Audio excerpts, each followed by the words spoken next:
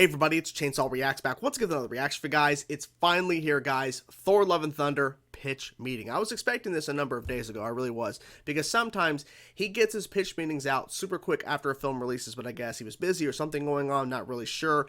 But regardless, it is here, and I'm excited to hear what he has to say, because there's a lot of things that can be said about Thor Love and Thunder. I overall had a good time watching this film. Had a good time, thought it was funny in a lot of different areas, but there's definitely a lot of things they could have done better, but I don't know what happened, because the film released and now we're hearing more and more stuff about what was cut and things that were changed. It's like irritating, just irritating as hell. So I'm curious to see what he's going to address. I'm assuming some of the bigger points that have been talked about in this movie in regards to tone, in regards to Gorr the God Butcher, in regards to just in general. There's a lot of things they could have done. They just, so we'll see what he covers here. So let's get into that, guys. Let's check it out.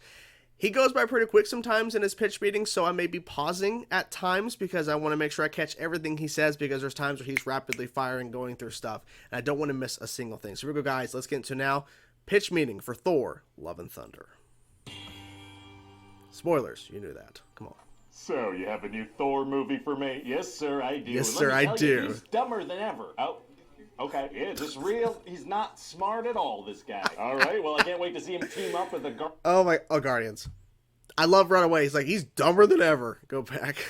Oh, okay, yeah, just real. Okay. He's not smart at all, this guy. All right, well, I can't wait to see him team up with the Guardians of the Galaxy. You know, we kind of ended Endgame with them taking off onto adventure together. Had to include them. And let me tell you, sir, the Guardians of the Galaxy are going to be in this. Oh, boy.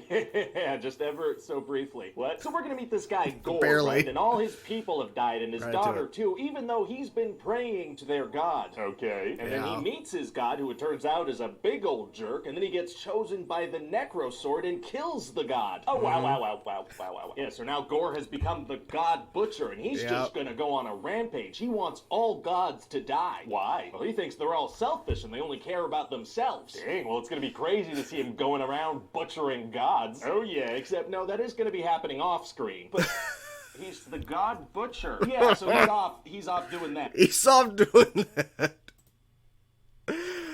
That is one of the biggest criticisms about the film, is that we see him butcher one god.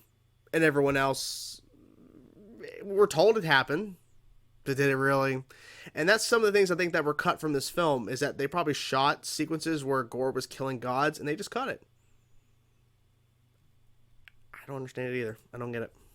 Oh yeah, except no, that is going to be happening off screen, not happening. He's the not God here, Butcher. over there. Yeah, so he's off doing that. We're not going to see that. I would like to see it. No. Dang it. Anyway, so then we're going to meet up with Jane Foster. And what's going on with her? She has stage 4 terminal cancer. Oh my god, that's terrible. Yeah, but don't worry, sir. Everything's still going to be hilarious all the time.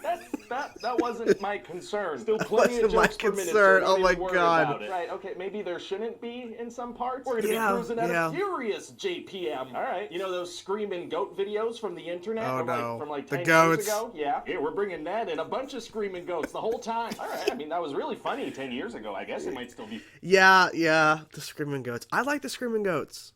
But he did make a point. It was like 10 years ago. Like, yeah, it was a long time ago, but still funny.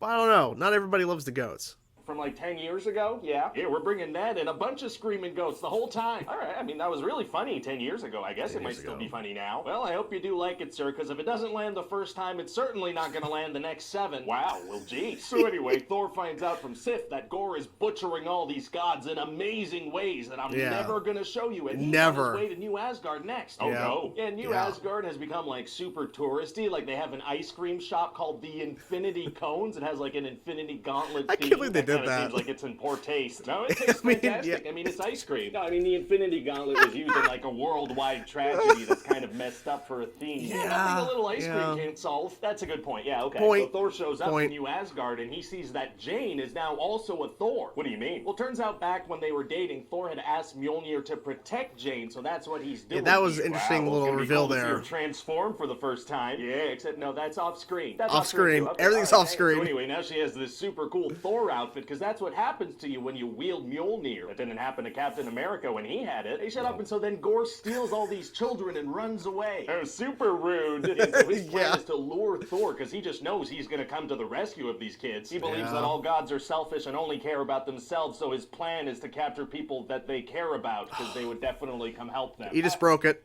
He just broke it. He just broke it. God damn. He just broke the whole point about Gorr saying they only care about themselves, and he takes a bunch of kids and he hopes that Thor is going to come rescue him. He just broke the movie.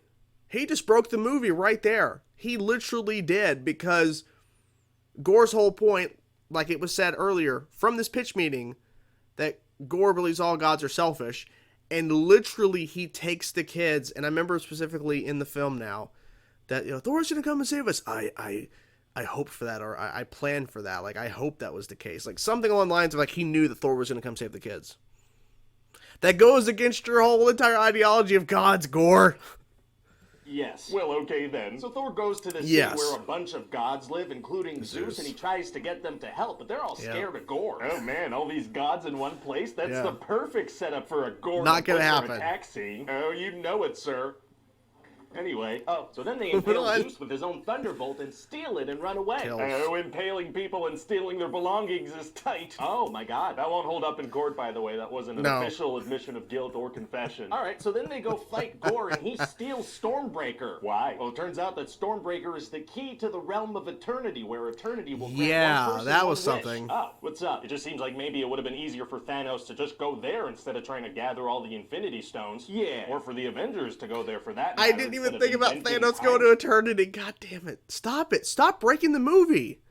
It's good, though. Eternity, I didn't even think about that. I didn't even think about Thanos could have went to eternity and wished for his wish. Maybe it would have been easier for Thanos to just go there instead of trying to gather all the Infinity Stones. Yeah. Or for the Avengers to go there for that matter instead of inventing time travel. Yeah, well, see, the thing is, I'm going to need you to get all the way off my back about previous Marvel movies. Oh, okay, let me get off of that thing. Thank you so much. It's all connected. Thank you very much. So does Thor just summon Stormbreaker back? That's a thing he can do, right? Yeah. No, I guess it's not within his summoning range. He needs to change service provider. And then they find out that Mjolnir is actually draining Jane's life force, so if she uses it again, she'll die. I thought Mjolnir was protecting her, now it's killing her? Yeah, sting it, Mjolnir. What the heck? Why? Like, alright, well, Jane, that's you a good can't point. Come It's fight not with protecting me. And her. Also, It's Valkyrie killing her. got stabbed, and Korg is just a face. He lost his body. Man, well, it's gonna be hard for Thor to fight Gorr on his own. Actually, it's gonna be super easy. Barely an inconvenience. Oh, really? Yeah, because see, he's not gonna be alone, actually. What do you mean? Well, he lends his Thor powers to all the kids, which is a thing he can do now. So they all fight Gorr. I think that's due to the lightning bolt, right?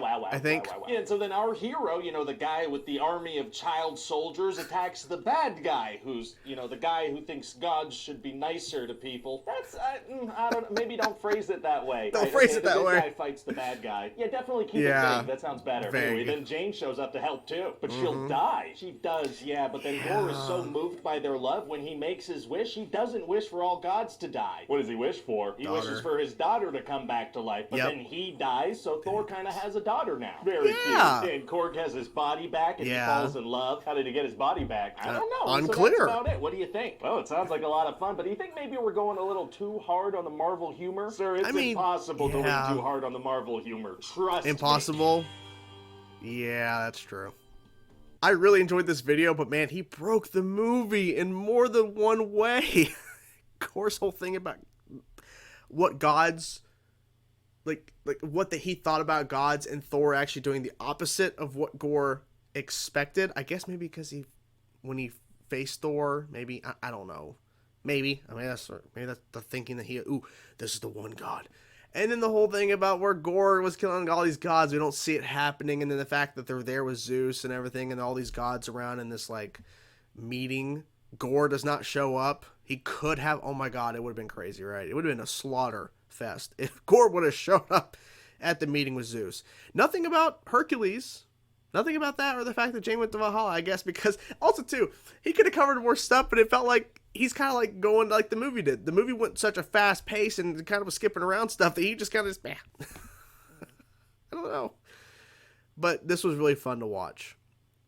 He's so good at these videos where he's able to really dissect a film and especially make it to where how did certain things get past the screenwriting or the writing phase, if you will, not screenwriting, you know what I'm saying. How did they get past the writing phase to shooting? Like, how did some of these things get past? Oh. And then the whole thing about the executive going, I want to see Gorr killing gods. It's going to happen off screen. How come Thanos didn't just go to eternity and get his wish? I didn't even think about that. I didn't even think about that. Because people were asking that question about how come Thor or Jane did not wish, like, have a wish for eternity. And I think it was because Gorr was the first one to enter into eternity to ask for his wish. So maybe that's the reason why Thor couldn't do anything, Jane couldn't do anything. Yeah, so, and then the whole thing about her suit and the fact that there's a lot of stuff that's talked about, but we don't see it. Like, we see the aftermath of it, because there's really bad video quality of Jane Foster, aka Natalie Portman, on wires, like twitching, going crazy, and she's turning into Thor, right? They were going to do some CGI or whatever, probably to create the suit. But like how did she get a suit when she got Mjolnir? Because Captain America, when he lifted Mjolnir, he didn't get a new suit. Point. But anyways, moving on. So maybe that's the reason why they cut it. Like, well, how are we going to explain her getting a suit? Because Captain America didn't get a suit when he lifted Mjolnir. I don't know. But I still overall enjoyed the film for what it was. It could have been a lot better, but he really dissected this film, and it didn't take much. It really didn't take much for him to point this out. And also too, the Infinity Cone. I was like, what in the hell are they doing this for? And it's like, what am I gonna do? Anyways, that's the video. I'm curious to know your thoughts, guys. Whatever thoughts you have about this, please let me know in the comments below. What did you think about the pitch meeting? And what were some of your favorite moments for sure of the pitch meeting? I'm curious to know what you guys thought about it. And yeah, I will talk to you guys soon. Peace out.